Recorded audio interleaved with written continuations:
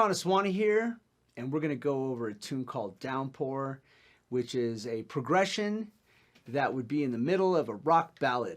Let's start out with going over what the chord changes are, because every time I approach a solo, I always want to know what the changes are and how long they carry on for, so that I can create some passages that would be interesting for the listener.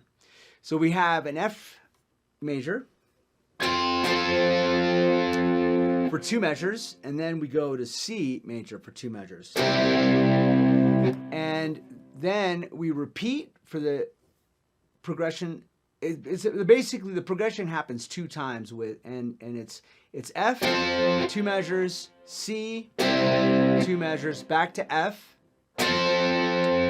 2 measures, and then it goes to A minor, and then G. And then it cycles one more time. So the way I approached this was I wanted to kind of start out big. The progression obviously doesn't have a ton of chord changes, and it does repeat. So what I wanted to do is I wanted to kind of start out big with a bend and keep that motif happening. And so what I did was, is I anticipated the bend with the 14th fret of the D string.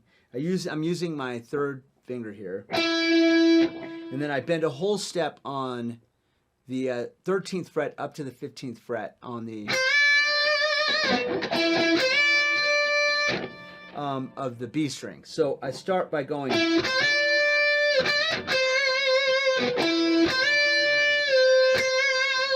and then when I go to the C, I do a melodic phrase.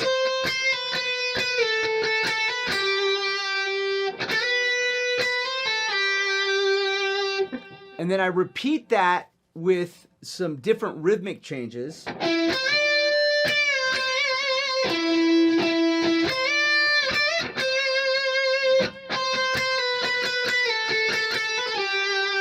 But instead of going to that melodic passage that I did the first time, which is what I just played, what I do is I address the A minor.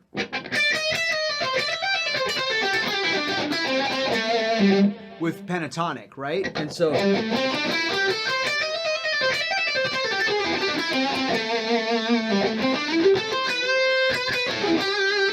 then I resolve into the G, right? A minor,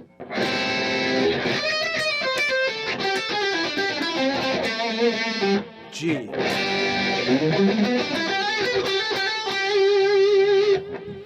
Obviously going to the root is the safest bet you could possibly go to, and I did in that situation because I added the flat 5, a little bit of tension and out note. I want to go right home when I'm resolving.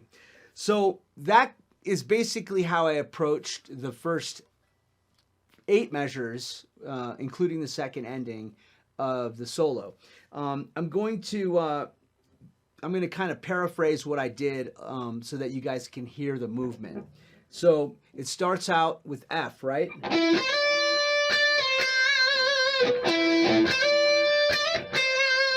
C.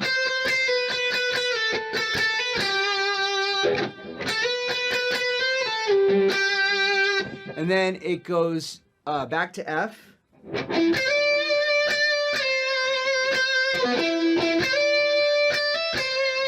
But this time it goes into A minor, so I go into pentatonic minor with at flat 5.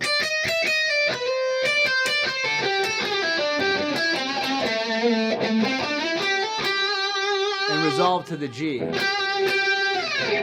So that's how I start out the solo, with a big bend, and then I create a melodic kind of passage down into the C, and then I start again with that same bend with some variation, and then I address the minor by going into the minor pentatonic and resolve to the G.